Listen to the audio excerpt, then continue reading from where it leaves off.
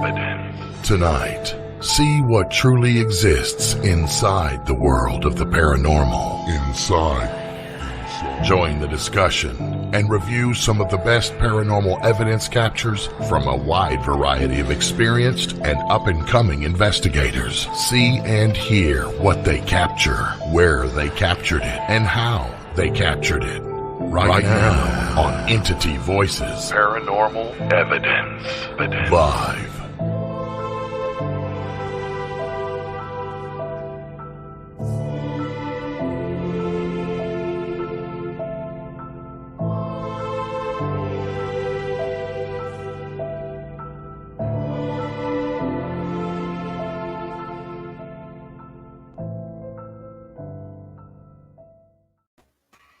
Good evening and welcome to Entity Voices Paranormal Evidence. I'm Tony Rathman. I am Cherie Rathman. I'm Chris Allgood. I am Audra Keeler. Nice to have you back tonight. I know. Nice to have you back. Thank you. Filling in for Ron and Lourdes. Yeah, Ron is doing a speaking engagement, I believe, on DRV, and I'm sure Lourdes is with him. So they will not be joining us tonight, but we have a very interesting show for you tonight. We are going to talk with Jim Martin, CEO of the Spirit Realm Network, Rick McCallum, founder of Hollywood Ghost Hunters, and years upon years of Mr. Hunk paranormal investigating, and one other person, our son, Dylan Rathman, who has, for his age, he's 15, but has had quite a few years of investigating due to Cherie and I dragging him out when he was as young as, I think, seven. So let me bring on our guest. Here they come. Hello, gentlemen. Oh, hello. Everybody. It's a full house. Right. This is actually kind of cool. We have, like I said, a really cool show tonight because we're going to cover what the Spirit Realm Network does, what is coming up with an investigation with both Rick and Dylan, which will be shown live February 25th. Wow. Yeah. We are going to cover some past investigations the Spirit Realm Network did, one at the Phelps Dodge, as well as some other interesting clips to kind of set the mood for what's coming up. So, Jim, why don't we let you start? Why don't you tell the audience about the Spirit Realm Network, how you got started, the massive amount of locations you go to each year to film, and then we'll talk about some of the experiences that occurred at the Phelps Dodge and some information about both Rick and Dylan. Yeah. Cool. Hey, first of all, thanks for having me on, guys. I greatly appreciate it. We always have a good time when we do your show. And Awesome. The cool thing, too, is I want us to take a moment real quick because we have a mutual friend, and I just spoke to her yesterday. And in fact, I got a message earlier, too, from her that Miss Kat Hobson is not feeling well. So we wanted to give her a big shout out and wish her a speedy recovery. Yes. Yeah, like everybody is suffering from the current situation going around with this virus thing. So yeah, we just want to make sure she's send her some love and light and all of that good stuff. Get well soon, Kat. Absolutely, we will. Kat, Kat's a wonderful. Kat's a wonderful individual and just one of the sweetest people I know. Mm-hmm. And she, yes, we will be sending prayers and thoughts for a very speedy recovery for her. I keep trying to share over to my personal page and I can't get it. So I don't know why, but it's on Spirit Realm. I wanted to share it over for the whole gang here. So that's why I keep looking away for a minute here to see if it's sticking. But anyway, let me I have the slowest computer in the world, and You know, you have an online streaming network, and naturally you have to have the slowest computer in the world. It's just part of Makes perfect sense. Yes. Like we talked about before, it's like, you know, I'm in the middle of Silicon Valley. They make the technology here for the internet. There's fiber optic running, you know, outside the house, and I got the crappiest internet service and the highest prices, you know. So anyway, jumping right into it. So Spirit Realm, we got a lot of really cool stuff coming this year. You know, I know. You know, we did Phelps Dodge before, and it was just a fantastic investigation. And that's where I first really met up with Rick, and I had the opportunity to meet you, Tony, that day, and your gopher that you brought with you, the gopher, the little D-man there. I shouldn't say little; he's a pretty big kid. I know, grown up. So the D-man, was a big help, and you know, because we had cables running everywhere, we had stuff going on, and so that's where I first met Dylan. And you know, we were in the middle of that investigation, and it's dark. We're up on the top floor somewhere, and I don't know who came up with the idea. It was Rick or I or somebody, but we ended up in the one room, the nursery, with Rick in there and Dylan in there, and he was like in the rocking chair, and the comments just like started to, you know, heat up because all the ladies were just melting, you know, once they saw this cute guy in there, you know, oh, he's so cute. I see the big smile of Dylan. Yeah. So it was all, you know, oh, he's so cute. And, you know, and I thanks guys, but I can't take all the credit. Oh, wait a minute. They're talking about Dylan, you know? So, yeah, and so that's where I first was able to investigate with these guys, and you know, I was watching that, and I was impressed. I really was. You know, here we've got we got the young guy, the apprentice, and then we got, you know, the old guy. Oh, I was waiting for that. The old guy there. We refer to him as the master ghost hunter. I'm sorry, the older master guy. Yeah, you know, he's got swords on the wall that bleed. I mean, they're that. I read his book. So you got Rick in there, who's done tons of these things for forever. You know, I mean, he was investigating when Pharaoh got into it. You know, back in the day, and you know, these guys were doing Karnak and, you know, in those days, you know, and the temple and all of that back then. So, anyway, I mean, welcome to the show, Rick. So you've got Rick in there, who's the pro, and then you've got the apprentice, and it's kind of it's just great dynamic. And so people love the idea. And so we came up with it a while ago. We said, why don't we do this again when we can, you know, as soon as we can. And I don't know, we got to talking, and you know, you were involved, Tony, and somehow Globe Jail in Globe, Arizona came up, you know. Was it 1910 jail or 1910 jail, correct. Yeah, in Globe, Arizona. And so this would be perfect. So that's how this was all born out of that. It really came from Phelps Dodge back in whenever we were down there, March, April. Yeah. It wasn't too hot yet, but it wasn't cold either. Correct. Yeah, that's awesome, and this is going to be really exciting. So let me ask Rick.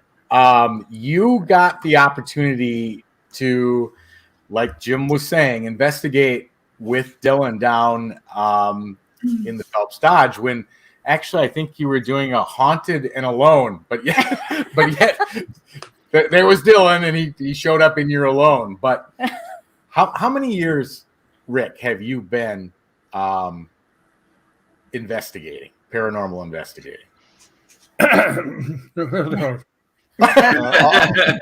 what I thought. 55, 52, 53, 55 years. Wow.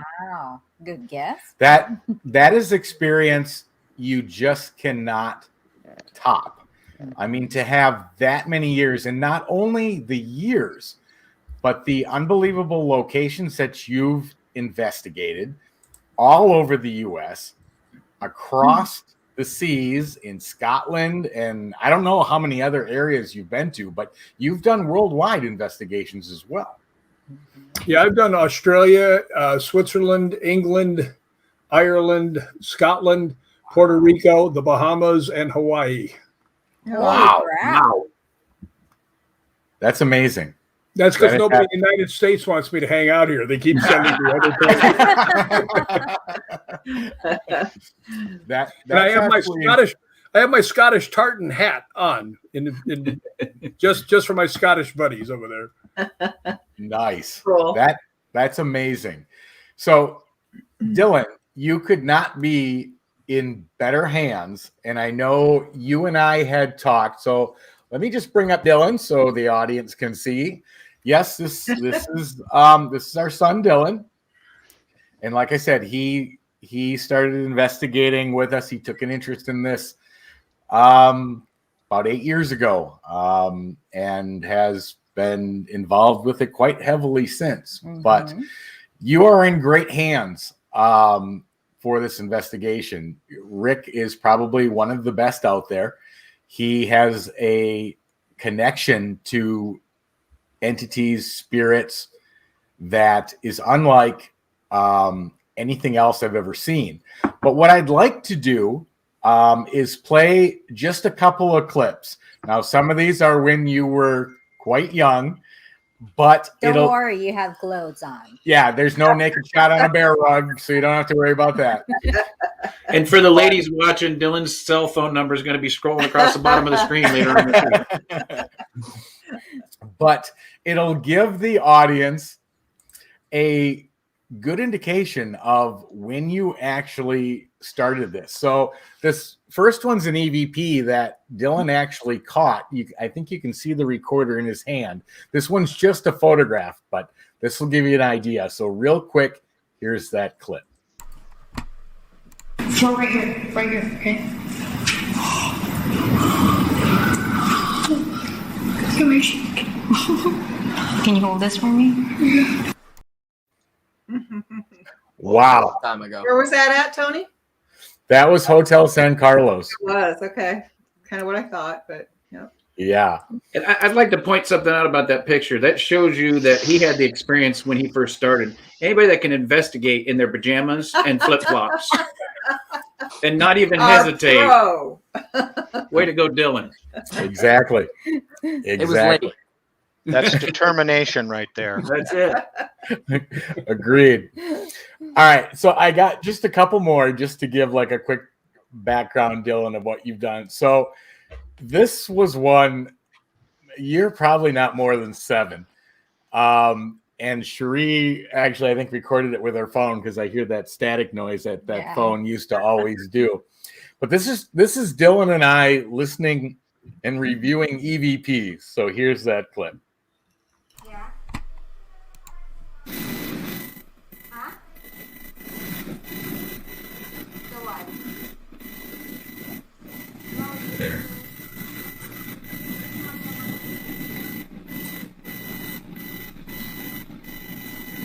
Hear my name?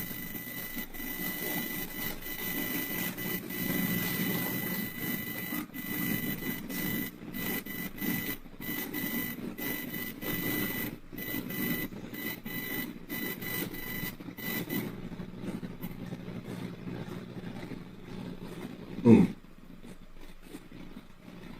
Oh boy.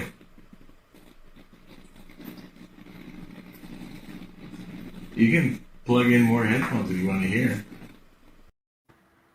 The headphones don't even fit. They're like sliding down his neck. But he actually, I don't know how many he used to go through with us. But I got to play this next one. This is really short, but this is when I knew he was going to catch on to being a part of this. He actually corrects me on what he thinks he hears in the EVP. And the expression on my face is just priceless because he says it and he goes, well, I hear something like that. And I'm just like, You guys are actually arguing. You guys are fighting already. all right, here's that clip.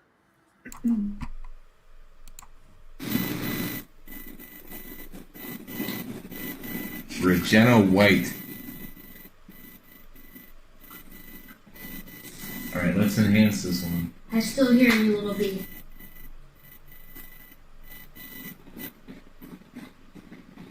08. That was awesome. That just kills me. The look on Tony's face is I know, it's priceless. I couldn't believe it. He's like, well, I still hear it. And I was like, okay. You might have been right for all I know. I can't remember, but you definitely picked it up and been running with it since. So I think that's so cool. I have one more real quick clip. This one, I think we were at the Hotel San Marcos. I think we were actually there for Jonica's birthday. But Cherie catches an EVP while we're in the elevator. And you can see Dylan standing right in front of the camera.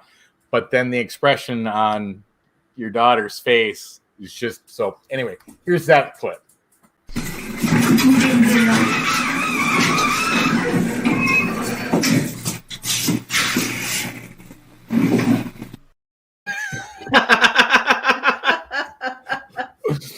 So needless to say, they all, I guess, got a taste of it at a young age.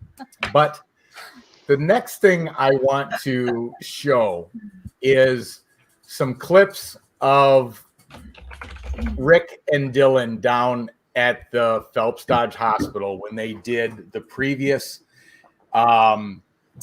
investigation that the Spirit Realm Network put out. And Dylan, one of the things I want to let you know is that some of these clips that we're going to go through, I'm going to point some things out which literally reassure me, which I didn't have any doubts to begin with, but reassure me that you are in the best hands possible getting this opportunity to investigate with Mr. McCallum. What he is able to determine, and we'll run through these through the clips, what he's able to pick up on within a perfectly barren, empty building, and not only pick up on, but I'm also going to show that he was 100% correct. So here is the first clip. Wait a minute. Did I just take these out of order? No.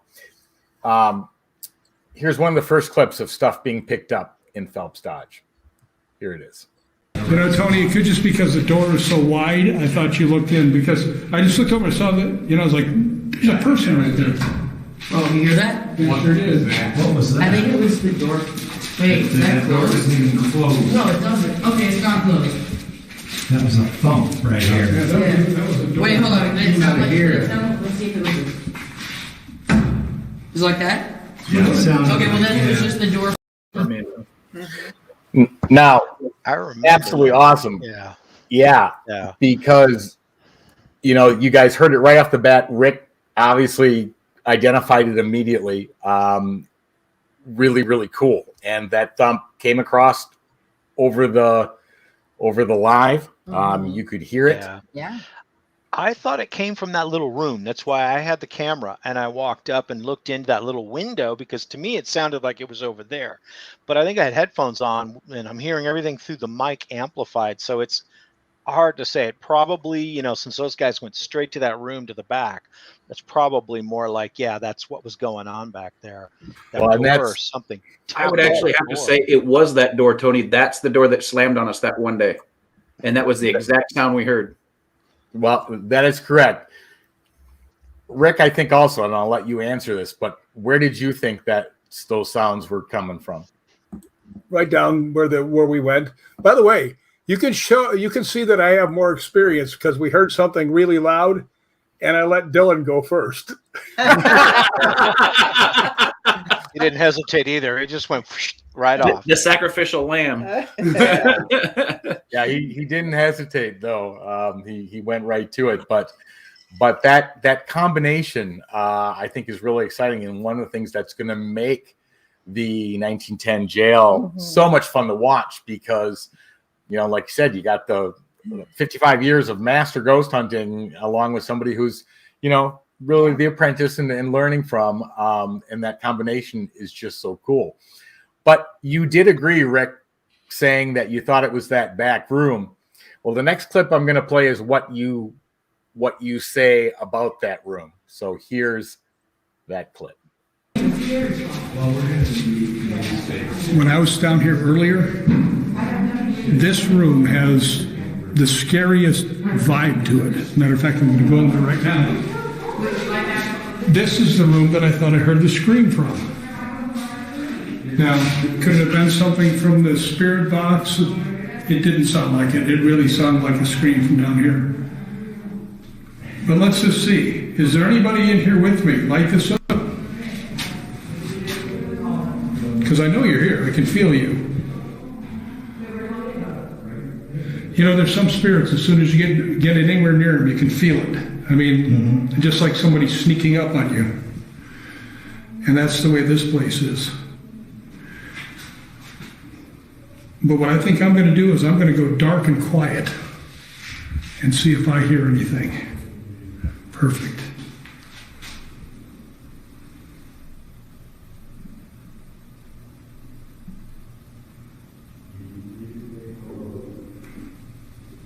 Okay, you have me in your room now. Light this up if you want me to leave.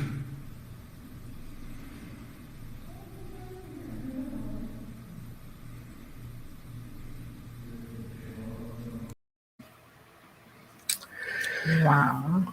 So let's talk about what you said about the screen. Explain that. Well, before that, I had walked into that room and I turned around and I said to everybody, I said, something just walked right through me. And I said, and I got to tell you, whatever it is, it's nasty. Right. And I almost never say things like that, but I felt it go, poof, and I was like, what the hell was that? Right. So I went back and I heard, while I was standing next to Jim and Christine, I heard a scream from that room. And I turned around and looked and I asked them, I said, did you hear it?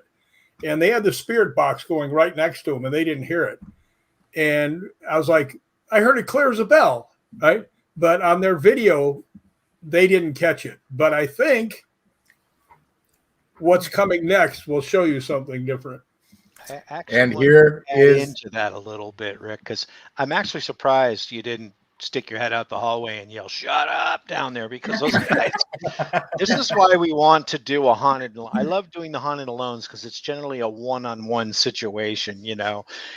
For that reason, in a building like that, sound just echoes and it sort of just booms down the hallway. But at one point, yeah, I thought Rick was going to be out there, you know, tearing a new one. But that was I actually think I heard the scream too.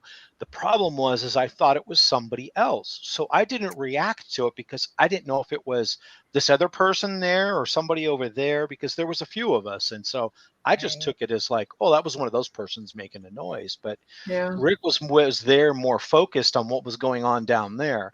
And a lot of times when you're holding the camera and you're trying to get the shot and make sure that you're picking all this up, you're not in tune to really what's going around you as well as you could be. That's so true.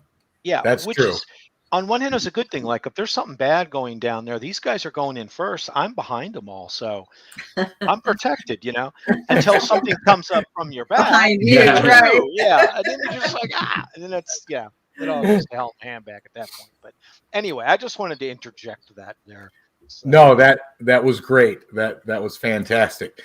But when reviewing, because we had Rick on the show a couple months ago, and he was saying, you know, I know I heard something. And yet, like he said, it was over the spirit box, which was running. They were manipulating it. Dylan, I believe you're standing. I don't know if you're in the shop, but I know you're really close. Don't know if you heard the scream that Rick was referring to. I know I was there. I didn't hear it, but I'm pretty sure I'm like right next to Rick. Yeah. Well, he's on the left-hand side of the screen. So you might've been by that doorway that was there, but Rick was absolutely correct. And the reason we know this is because we had a camera that was running and it did show up on that camera. So here is that clip. It's talking. What was that? None of you guys heard that? No, here it is talking. No. There was somebody that just screamed down the hallway. Screamed. Down that way. What do you want to tell Rick? Who screamed? Sound like the guy. He said it twice. Yeah. Can we see that again? Absolutely. Here it is again. It's talking. What was that? None of you guys heard that. No, here it is. And the funniest part is it comes in literally half a second before Rick says, "Did you hear that?" Sorry to interrupt, but I thought I'm hearing on the spirit box of Jim, like it came out from his spirit box. Listen again. It almost sounds like Rick. Yeah. It absolutely does sound like Rick. In fact, I enhanced it, and it is Rick. They are literally calling his name. I hope I loaded the right one. It's the other one there, Tony, right above, just off to the right there.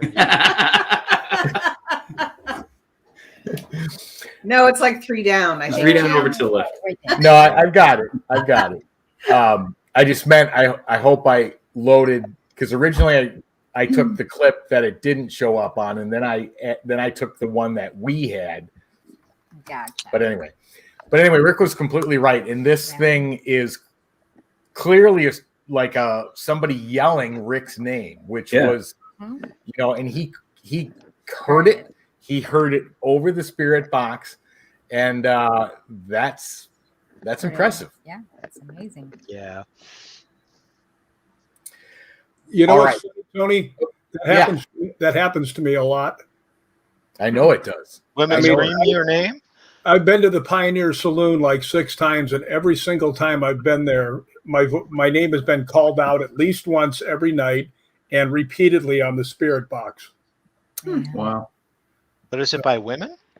Yeah, it's actually by a girl named Ruby, who was murdered in the Pioneer Saloon, because she'll say, Jill Padavese, who used to run the lockdown there, she would set up her equipment and she'd say, "Who's here with me?" And it'd go, "Ruby," right? And then it'd go, "Rick." And I'd go, "Hey, baby doll, how are you?" So every time I went there, Ruby always called out to me. So the only girlfriend I have happens to be dead, but hey, it's something, you know. Sometimes that happens a lot. It really does. Yeah. Sorry, I have a jet flying over, and it's quite loud. Is that? Well, can I tell you how we ended up getting Dylan in the shop? Yes. Later on, I was standing outside in the hallway with my FLIR camera, and he was right near me. And I looked down, and I saw on the floor outside the nursery what looked like the shape of a baby crawling on the floor.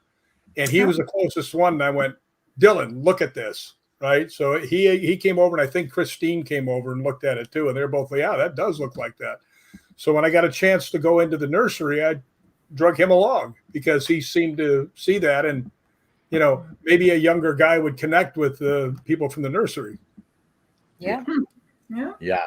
Which was an awesome concept, and literally made the whole concept of what's going to happen on February 25th occur. But the other thing I want Dylan to really think about this, because you were here for all of this, Dylan, but you heard the clip that I played where Rick was saying something's not right about this room. Something in here feels off, evil. There's another part in the live episode where Rick says that, it felt like something just ran right through me. Well, you were here this night. We spent the entire night in the hospital, an overnight. And this is the room that Rick's standing in and saying there's something wrong. There's something's not right with this room. This, and Chris, you can speak to this too. You know that end of the hall. You've been there, I don't know how many times with us. But this is what we caught roughly 3 or 4 months after, maybe 4 or 5 months after Jim, you shot the Phelps Dodge episode. This is what was in there.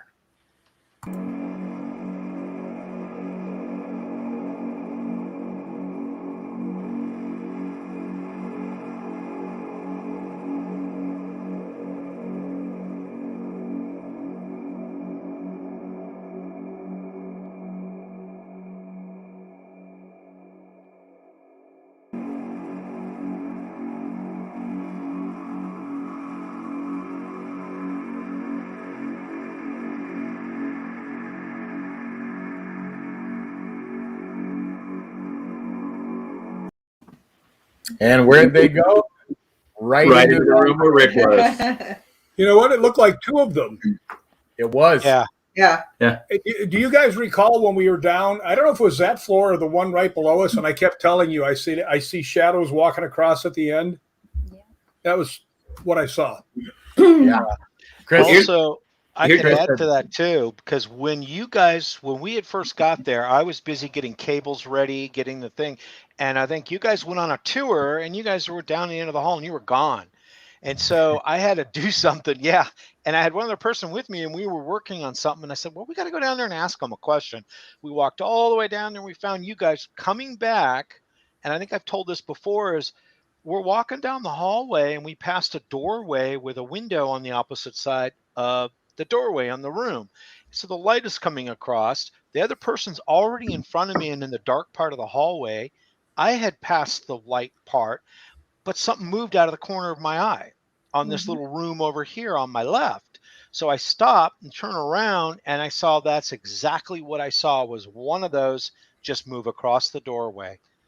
And it wasn't us, because we were already out of the light and down the dark part of the corridor there. Looking back, it was back here, and I turned around, and it just went whoosh, right across the thing. Yeah. And it was a humanoid figure like that. You could tell it was a person, but there was no definition to it as far as what is just a shape, And so that was bizarre. On the first floors where that was.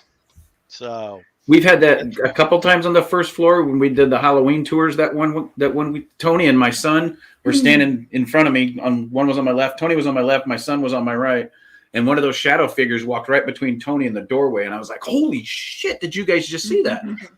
But that at the end of the hallway where Rick in that video was just shot, I can't tell you how many times we were in that hospital. And I go, Tony, there's something walking back and forth at the end of that hallway.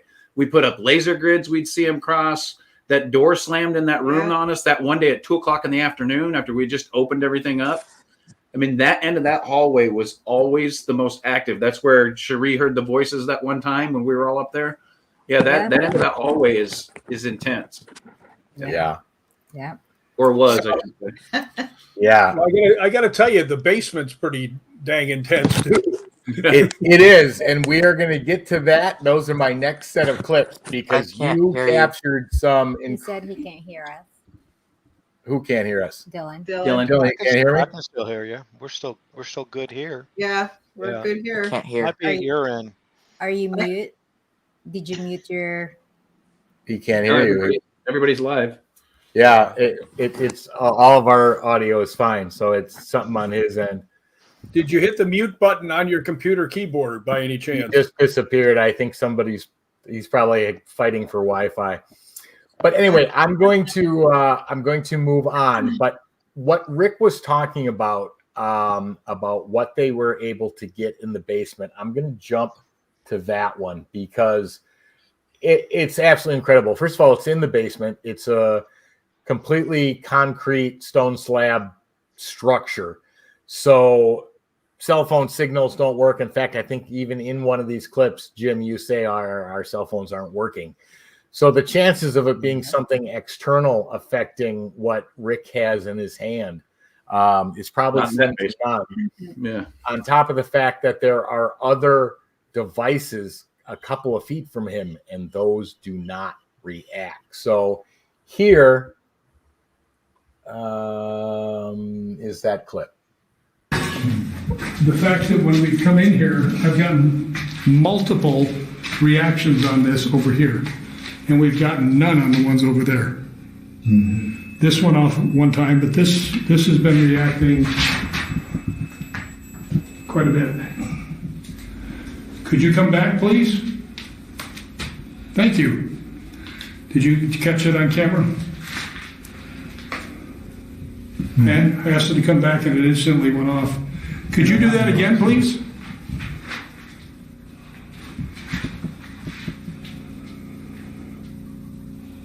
Yeah, he kind of, I would really like to start a dialogue with whoever this is. Well, that's very nice. Can you light this up if you're a man? One little light is not going to do it. You have to light it up bigger if you are a man. All right, thank you. That was much better. Did you work at this hospital?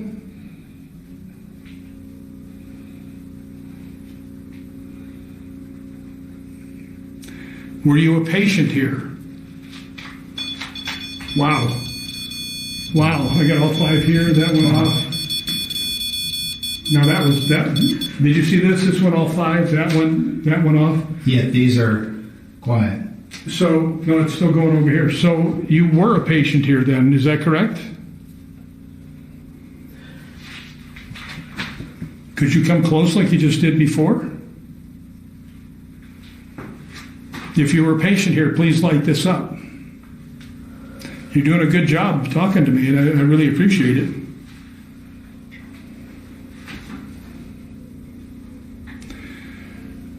All right, I got a tough question to ask. Were you ever in that tub? Did you pass away and they brought you down here? Oh. It just went off again when I asked that question. Did you pass away in this hospital? Okay, you did. All right. You still have a screen over there? That's amazing. Yeah. That is amazing because we've been in that basement probably 100, 200 times, Tony. And how many times did I take a K2 and a meter and go through all those pipes and all those, the water heater, everything down there? I debunked and tested. There's no residual energy left in any of those. Nothing down there. No, and there's nothing there. There's no power down there, really. And most of the time when we went through it, we didn't get any readings. None. We didn't get anything. Nothing. Well, I don't know if you remember now, but the way the K2 lit up and then the REM pod lit up, it did that twice. Right. Not just one time. Yeah, you're absolutely correct. Amazing. Yeah. And I also run the redundant K2s on the little tripod. There's 2, one on each side, and in the middle is a millimeter so that you can see what it gets as well as a readout of numerically what's going on.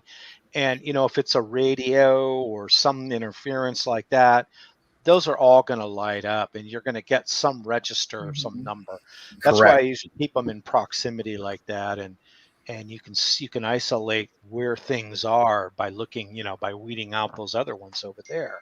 So right. And they were literally 5 feet at the most apart. And yet the other ones never beeped, flashed one time. Just the main one was the one in Rick's hand. And then when he asked if you died here or were a patient here, that's when the REM pod activated as well. So he's probably like, yes, I was a patient. Well, what was strange too is that Jim asked me, he says, why is yours lighting up and mine isn't?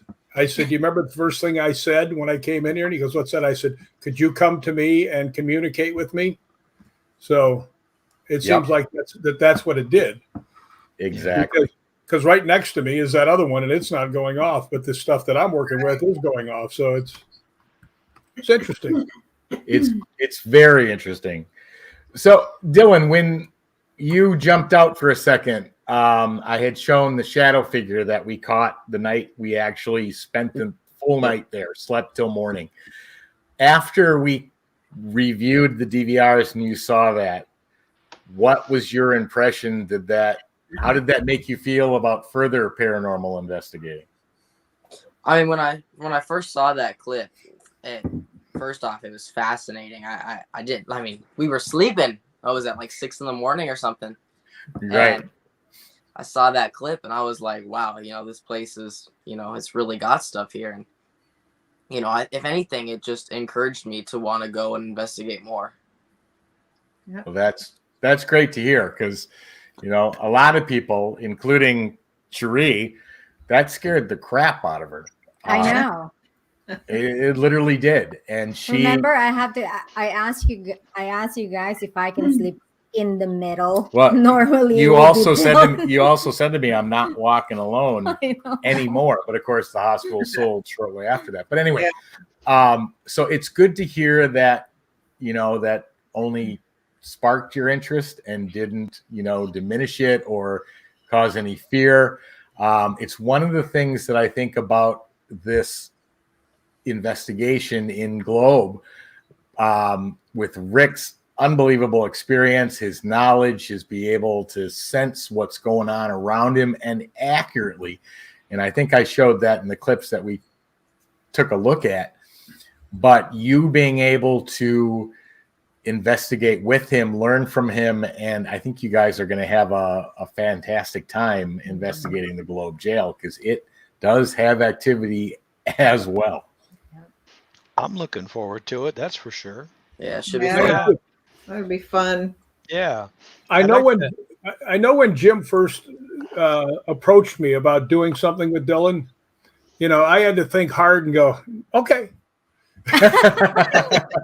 Because I have to tell you, when we were in the room, in the nursery room, I don't know if you have video of that or not, but he was getting some good answers.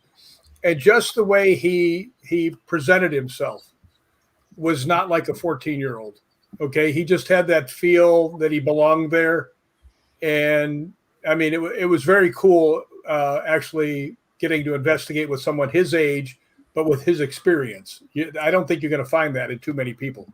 So I was more than happy to go with my buddy. And besides that, he'll walk in front of me. So wasn't he, Dylan, weren't you 15? Aren't you 15? I'm 15 now, but when that was filmed, I was 14. You were 14 when we were at okay. I thought you were 15 when we were there. I appreciate that, Rick. I was gonna let him drive the Maserati too, but I didn't know. There was nothing out there. He could have took off through the desert with it. There is literally nothing out there. Yeah. So anyway, but I also want to give a quick shout out to our friend Kayla Simonton, who's been on before, one of your guests. She's watching, and she's sending me helpful tips here to be on your show. So thank you. Thank you, Kayla. We appreciate that. Yeah. Sweetheart. Yeah, she's telling me make sure I don't pick my nose. Oh, okay. That's probably a pretty solid recommendation. Good to know. Good to know. Yeah. At least when you're on the big screen, Jim. Yeah. It's not as well when you're on the side corner. So thanks for all the blessings from everybody and advice. So anyway, did she tell you? Did she tell you to show off the guns there? I mean, you're. Oh no, I've got to do the Rick McCallum shirt now. See, I have sleeves on for this. Yeah, for this. But I mean, this is important. I'm wearing sleeves. Yeah. Are you like, if you're stressing out at night, Rick? Are you like laying in bed with your arms folded like this, staring at the ceiling? I never sleep. Well, I monitor your computer all night long. I told you guys he's always. And you should be ashamed of yourself.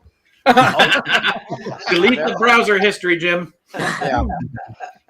Your lordship.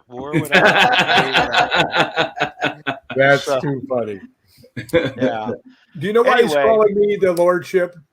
Because I had to practically put him in a chokehold to get him so he got this going. I was trying to say, hey, let's do this. That is not an accurate statement at all, first of all. I was all for it. I just had a lot of things on my plate. We had to be in Vegas, and we stood there and we talked about this. Yeah. And then we talked with that other, gentleman we know back at Old South Pittsburgh Hospital. I mean, there was so many things, just we got to go to there. We got to go to, back to the Old South Pittsburgh. Okay, we'll get it done. Let's call Kat, and then it was like, Rick, we got to do this, and now we got to do that, and it's just a question of scheduling it, So right, and understand. I have probably no less than a dozen locations at any given time that are like, when are you going to come in here and do it live? When are you going to come over here? Let's get it on the schedule. And it's like, airfare's got to be booked. We've got to line a crew up. We've got to do hotels. What about the rental car? What's the game plan? So Right. Yeah. People don't realize what goes into this, to make this happen, So I have one thing to show you guys before we go any farther. I hope I can show it on here that you can read it. Deed of entitlement. Yeah, nice. He's entitled. Lord Rick McCallum. That's right. Chris, Lord in Scotland. Scottish Which means Lord. There you go. Oh, let me pull that up. That means, all right. That means we both own 1 square foot of. Yeah. Exactly. But I gave have, me that for my but birthday I one have year. 2 lordships, so I have 2 square foot of land. So I have one for each foot. There you go. I don't have one. Andre So gave me that for my birthday one year, and I said, just to be a pain in the ass, when I die, I'm going to make you sprinkle my ashes on that 12 by 12 inch.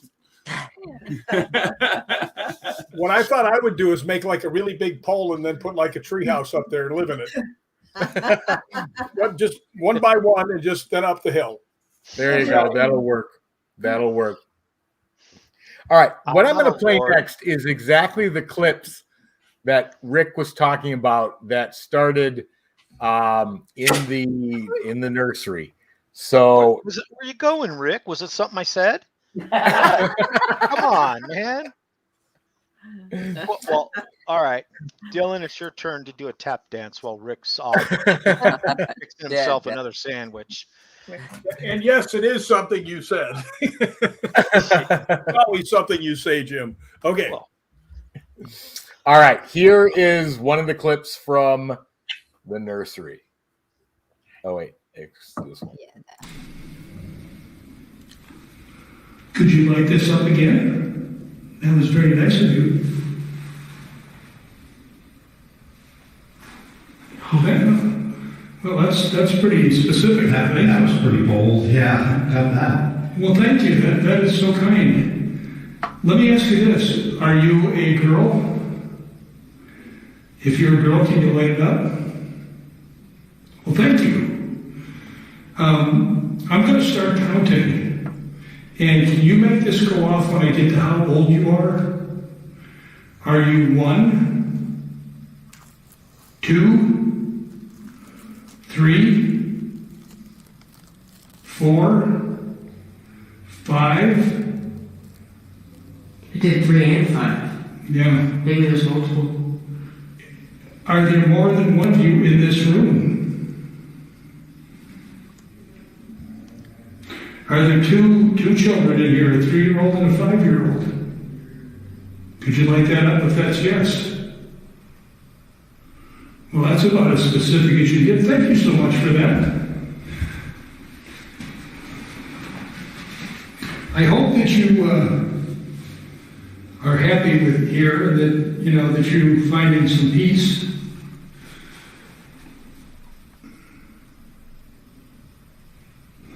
You got your record.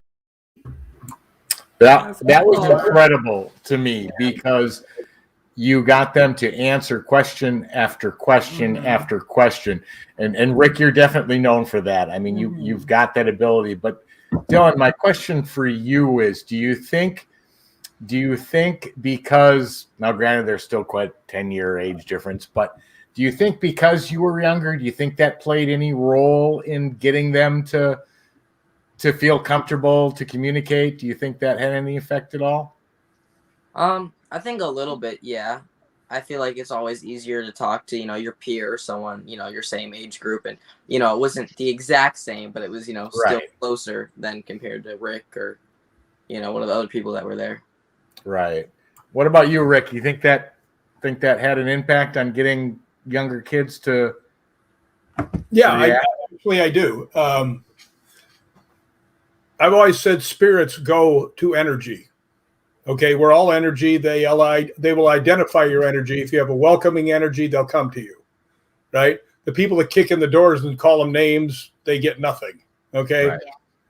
But Dylan has that attitude, right? And he has the younger vibe. So that's a whole different energy. So I think that younger energy might still go to him more than they would come to me, unless they were looking for like a grandfather figure. And then I'm right there. I'm the guy, you know? Maybe they thought I was Santa, you know? Well, Rick's not a small dude, so he'd be a little bit more intimidating than Dylan would be. So Dylan could draw that energy out more than Rick could. Yeah, that's a good point.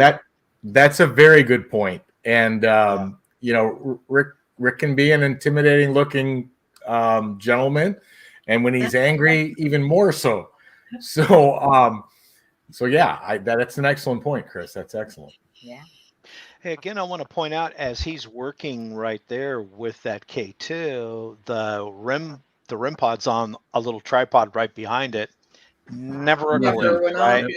Not the temp doesn't go off, not a glitch on the REM side, and then just on the other side of the little baby crib there, again, there's both those K2s there, not a glitch on the Mel meter. So that actually, I think, adds to and makes it a little more compelling as well. So completely agree.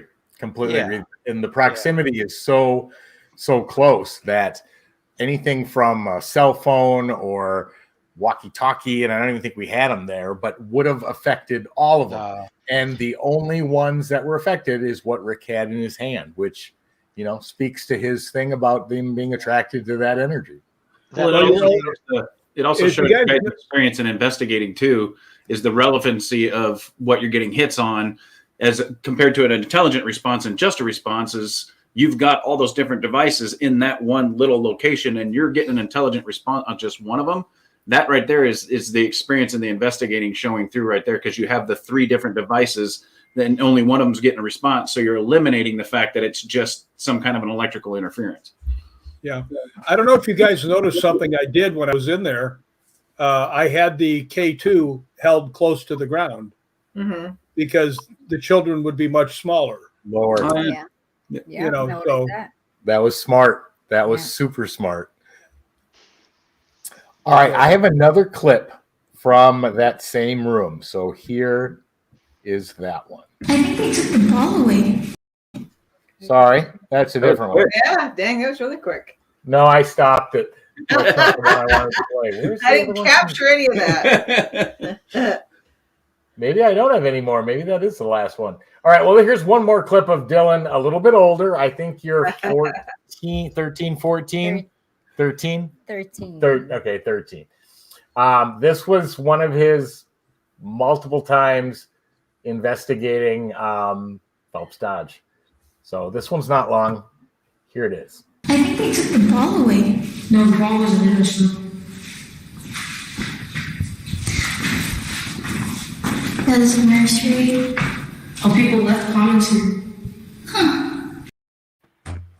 I thought that was really interesting because he literally said, where's the ball? And there's a bell. Well, no, they were looking for the little rubber ball that was always in the playroom. Right. Yep. And I can't remember whether it was I actually left that in the clip, but you can clearly hear them get that EVP that says Dylan, no ball, meaning it's not in the room. So that was really cool. That's interesting. Who was the other person there? Can I say when we were up in the nursery room, Dylan was sitting in the rocking chair, and I handed him the K2, and he was getting response after response, and then one right after the other, and then finally it started getting quiet, and then I just asked. I said, "Ask him if it wants us to leave," and it went off, and I said, "Okay, if you really want us to leave, do it again," and it did it again, and Dylan looked at me and he goes, "What are we going to do?" I said, "We're going to leave." Yeah. But he was getting, he was sitting there and it was boom. It was really interacting with him. It was fascinating. That's awesome. It absolutely was. And Dylan, I think that was one of the questions early on in the evening that you started asking. You're like, if you want us to leave, and Rick's like, no, don't ask that question. Ask that when we're getting close to being done, but don't ask it now. Yeah. Right after Who was that, the other person though that was with you there? Sorry. Oh, that was Jonica, stepsister. Oh yeah, Bree's daughter. Yeah. I was Yeah, going to say, Shrie's daughter. yeah, those two make a cute little couple of investigators there. You know, that would actually be that's a show right there. So don't steal my idea. They're Copyright. they're both really good at it, and we actually shot that not expecting to turn it into anything, but then Shree and I sat down, we watched it, like, wow, you know, they were hearing things. I think it's like 45 minutes long or something, and I'm like, oh my gosh, they caught that, they caught this, and so. And plus, it's just the two of them. It was just the two. Well, except for you following them with a camera, but you didn't say anything. Camera woman, right? But yeah, that was that'll be the next show we'll do. How's that? There you go. It's awesome. Well, you know what's kind of strange is I'm really looking forward to ghost hunting with Dylan, because I have actually ghost hunted with a younger person before. When I was up at Allensworth, there was a girl there named Aliona, who at the time was 16. And we really bonded. As a matter of fact, she said, I have to tell you this, we're sitting around the table, all of us, and she looks at me and she goes, wow, you're really in really good shape. And I went, well, thank you. And she goes, for a fossil. Oh! So we bonded right after. Everybody's waiting to see if I was going to get mad. I went, all right, I give you that one. That was good. So yeah. I seem to have a rapport with younger people. I think because my brain hasn't matured yet. Jim's over there going, Yep, that's exactly right. Yeah. Shuri, I think you can confirm this, but right after that, the ball EVP, when we were what was the room upstairs where we heard? I think, did you hear it too? I don't remember if you heard it, but it sounded like a faucet was being turned on.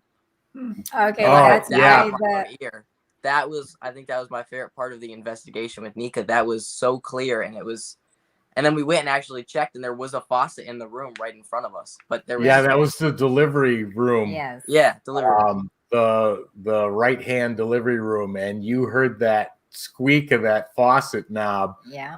Walking into the room, and you're like, did you hear that? It sounded like a fall. So yeah, I know exactly what you're talking about. But again, good hearing, because those are subtle, and unless you're really paying attention, which means you were. So that's awesome. So that takes me back then to the upcoming event, February 25th, which is Friday. Correct me if I'm wrong, Jim, but I think it'll start 9 o'clock, 8 o'clock. 9 Eastern. 9 Eastern. Yeah, we usually on a Friday and Saturday night we go live at 9 Eastern, and we usually block out about 2.5, 3 hours. So we've got a fair amount of time. So let's just say 9 Eastern to midnight Eastern should be cool, and we should let's see how it goes. I think that we're in for some real surprises along the way. Yeah, I agree. Yeah. Should be exciting. Should be. Yeah. So we also got other ones coming up. Rick's involved in too. I'm going to sing more of Rick's praises, the Lord himself. Yeah, I need more praises. So we've got the 25th February. We're going to be with you guys over there in Globe, Arizona. And I don't know what else we're going to do. We're actually talking about possibly working in something else. I'm not sure yet for Saturday what's going on, but we can update on the website. People can also check out spiritrealm.net and get the over on the events section. And I'll be updating it in the next couple of days. But we've also got a really cool investigation. Sorry, guys, it's sold out in an hour. But Winchester Mystery House is coming up April 2nd. And that is going to be with Lord Rick McCallum, the Scottish Lord himself. And that's going to be with Her Majesty Patty Negri. Nice. As well. Nice. So it's going to be a lot of fun, because these two, they've known each other for quite a while, but I think they first met in Las Vegas, I think last month, and they live like in the same area, in the same neighborhood, you know? Wow. And so anyway, Patty's going to be doing a seance, and Sarah Winchester's personal seance room. Wow. And Rick's going to be heading up the paranormal investigation of it. And we've got the place for the night. So Sarah Winchester's number was 13. So her lucky number. So 13 people got in, and we sold it out. And we've got people coming from, I was shocked to realize this. I started looking, but people are flying in from all over. There's like no local Californians going to this. I don't know, it's because we all live here, you know, we grew up with the place. It's always been there, you know, but yeah, people from back east, it's extremely rare that they're going to do this. It has taken me about 4 months to get this put together. And I had to really go corporate on this because they are very corporate, very professional. And they told me straight up, it's like we get hit by umpteen million groups constantly. We're hit up, and networks. And of all the people, all the networks, only about 1/10 of 1% get in the door. Wow. So, I mean, you guys probably already know Ghost Adventures has been there twice in their whole career. And I think Ghost Brothers were there once, and that's it. They've been really, really tight, you know, with letting people in. And so I'm having to really prove myself on this, but if it goes well, we're already talking about doing a semi-annual thing. So we'll do another one in November, but Rick will be a part of this one in April, and Patty will be there. And also in between, we've got Indiana coming up too on St. Patrick's Day weekend, which will be pretty cool. We've got some stuff going on out there. We're going to do 3 stops out by Lafayette and Attica. We're staying at the McDonald House Bed and Breakfast. They're really cool, and that place is haunted. So we're going to do some work from there, but we're going to do the Fowler Theater and the old Benton County Jail. Wow. 3 nights. And take the whole crew. I think this will be the first time the whole crew's going, you know, with multi-camera setup and all of that good stuff. So that's awesome. My budget has changed for 2022, so we're stepping it way up. And wow. But yeah, and we've got others coming up. I mean, we got to put. I think we still got Hollywood Athletic Club to do, which is down in Rick and Patty's neighborhood. Which I don't think anybody's ever done anything there, and it was definitely full of history down at that place.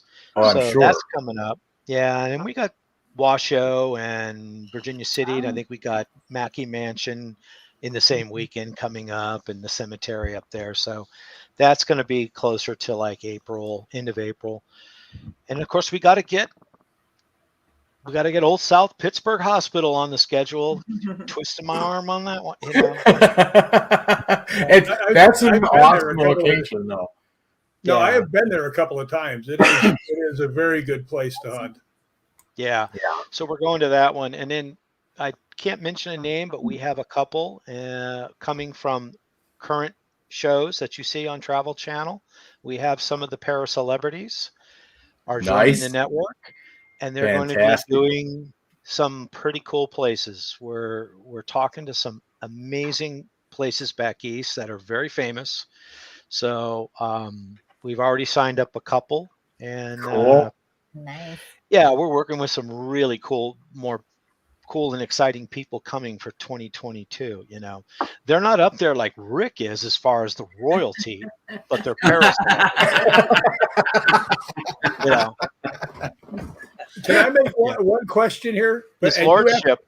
You have to answer this truthfully, Mr. Martin. What is your first name? Jim? No. What is your real first name? Sir James William Martin. All right.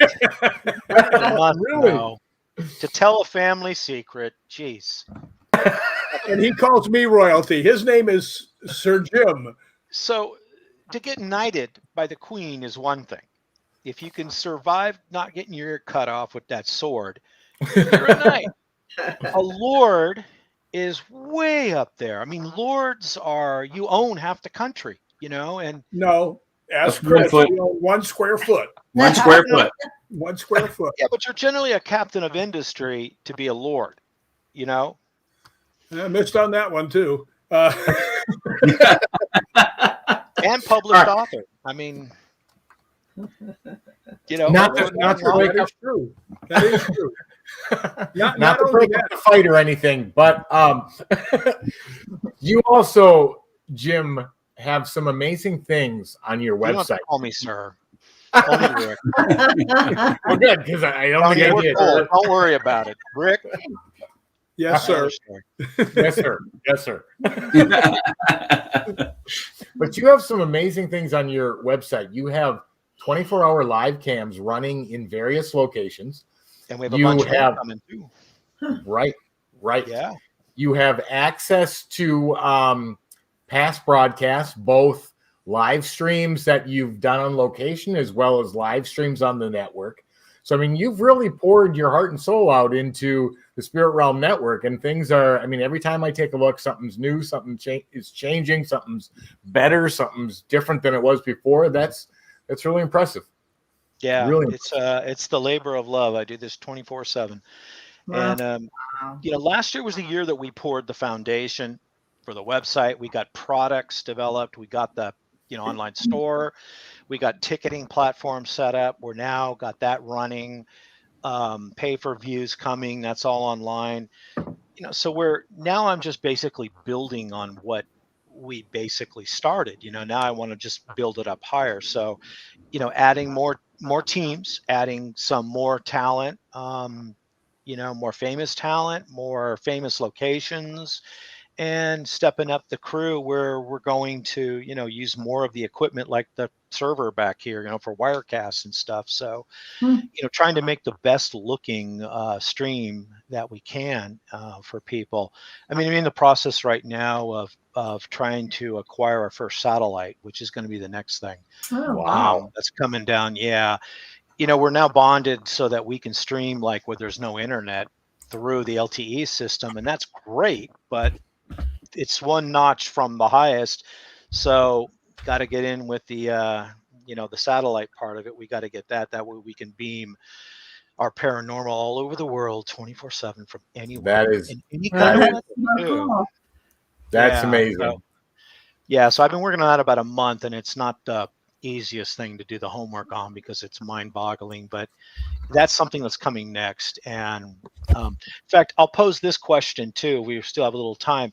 We've been debating on upgrading all the cameras to new 4K, and a lot of people are saying, well, 4K, in the paranormal, it's kind of nice, but then again, a lot of people are like, no, we should see it the way we're seeing it now, where people seem to like it sort of dumbed down a little bit, for lack of a better term. So my theory on it is that there are places that broadcast in 4K. You've got stations that'll broadcast in 4K. You've got TVs that will handle it. But let's face it, 88% of all broadcasts that go out are 1080.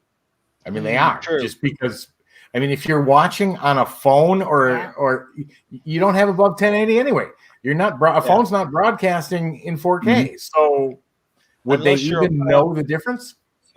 No, because 2% of the population or so is watching it on a 1080 HD monitor, where only that very short percentage or two is watching it in capable of getting, like this laptop is 4K. So I can get it on this monitor is 4K, and it's my giant editing monitor. It's huge, but but that's a 4K monitor too. But when the image gets delivered, is it really worth it? And also, you're sucking up about 10 times the broadband that you'll need to stream out a big stream. And you need a lot of light. So you have to dump an enormous amount of light into 4K. So does this mean more infrared to get there? Yeah. So I don't know if the paranormal... look, did we bore Rick again? So if you're not talking about him, so we'll get off the nuts and bolts of this and talk about Rick. Anyway, he has a book called Ghosts Like Him. Or wait a minute. No. Ghosts. What is it called? Ghosts Believe in Me. Ghosts Think of Him. Believe in me. That it?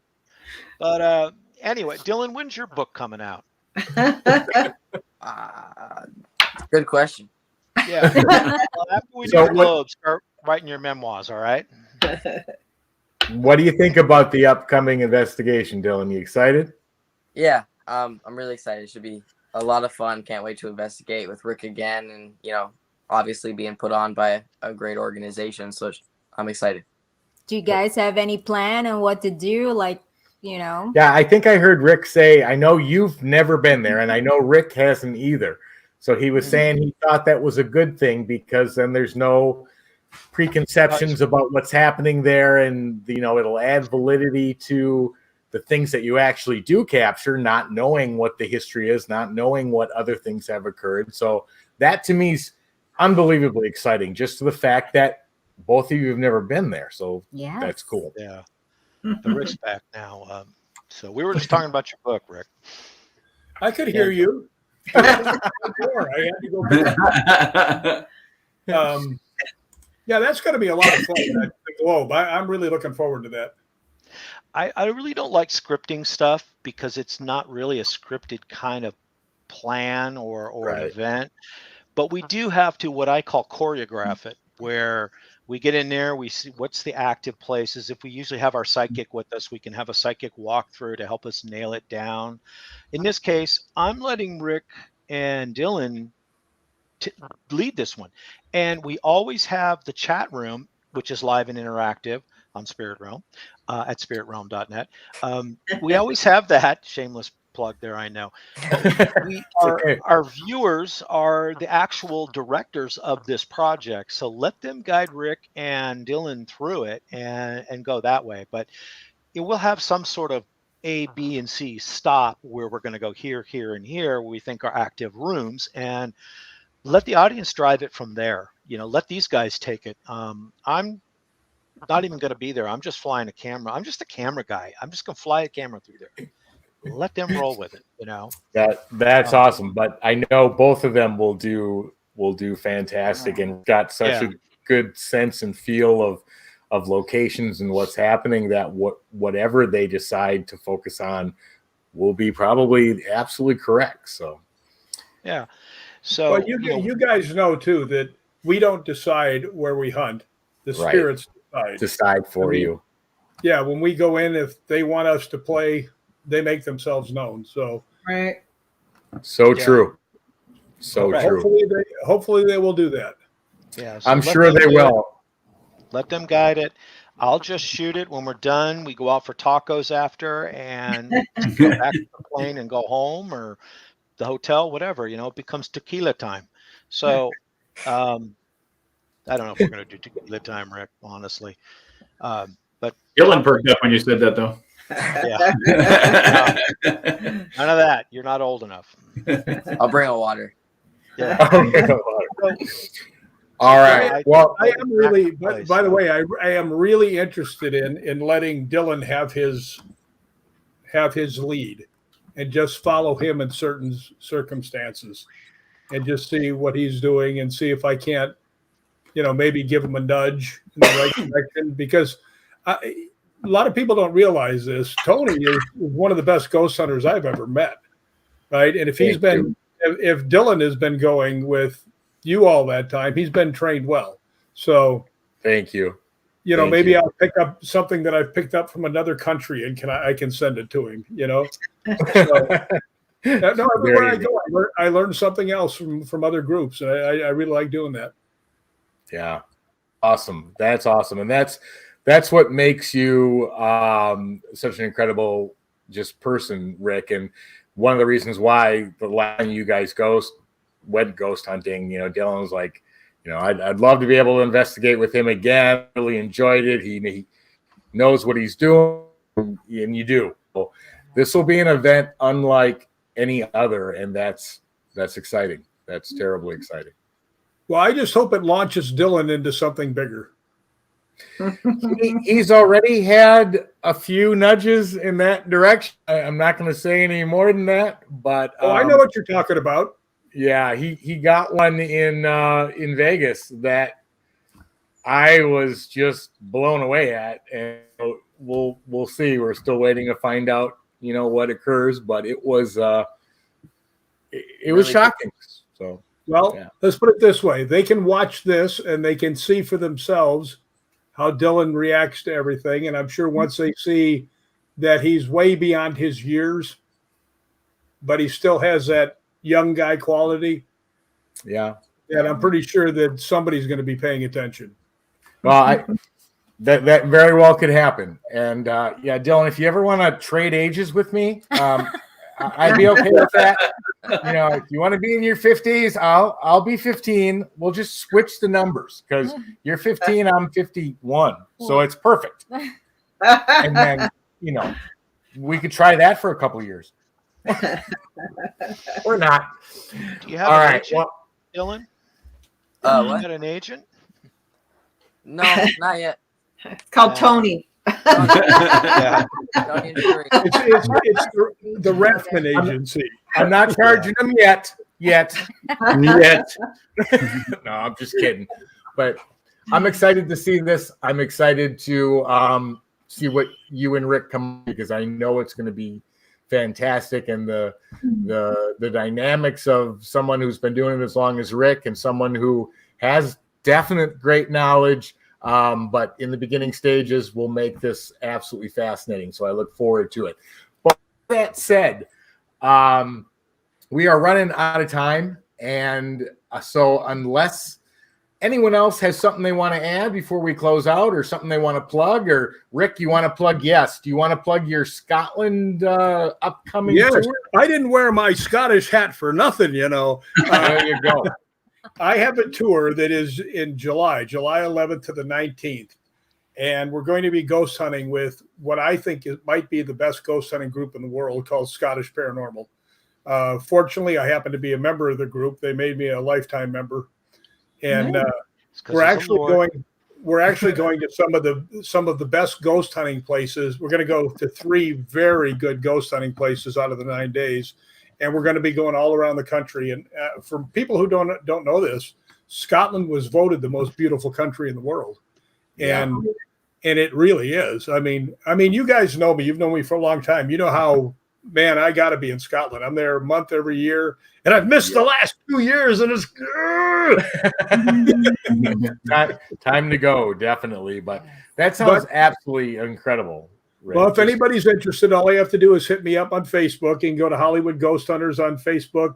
Ghost Believe in Me, Jim. Ghost Believe in Me, or my name. And by the way, Jim, that book did win the Paranormal Awards Book of the Year, just in case you didn't know. Yay. Here we are again. Yeah. It absolutely did. Winning author. You know what that proves? Bribery works. Bribery and Scottish whiskey. Yeah. Do you get free lattes at Starbucks with that? Yeah. Maybe. Yeah. Made of an honorary award. Makes a nice coaster while you're there. Yeah. Awesome.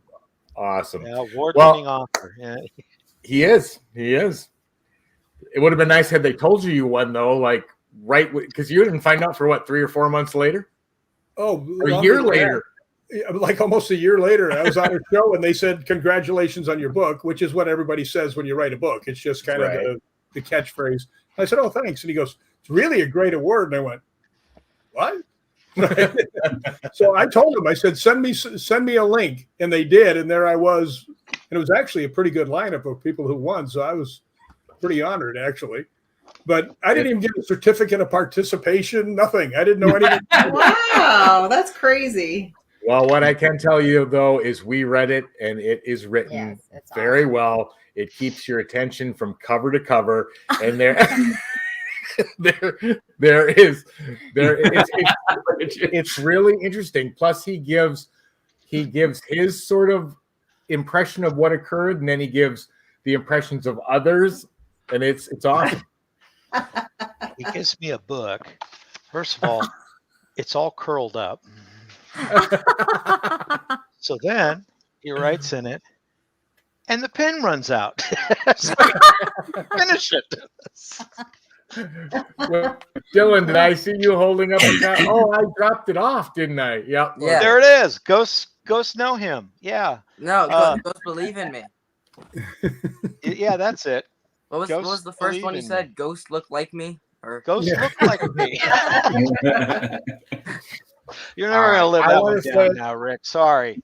I have to explain where that title came from.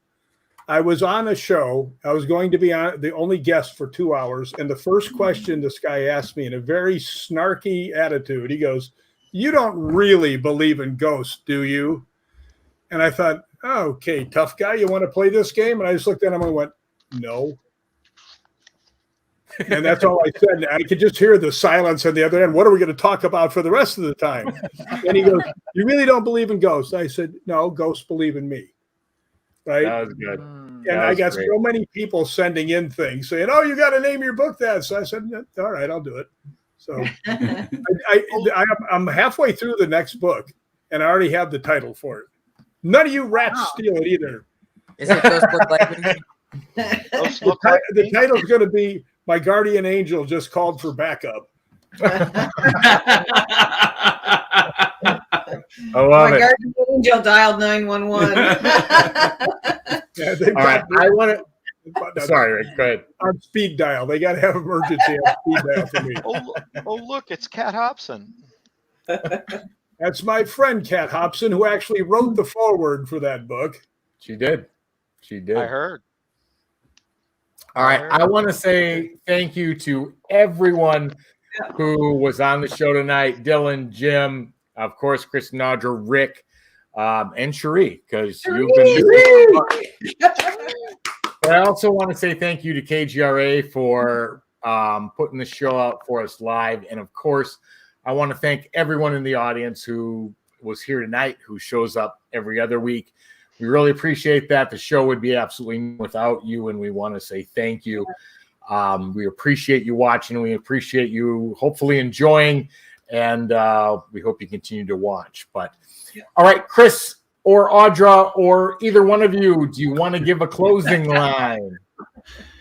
Remember the date, February 25th. If you want to watch a man that's been in this business for a long time, children call him a fossil, but ghosts believe in him.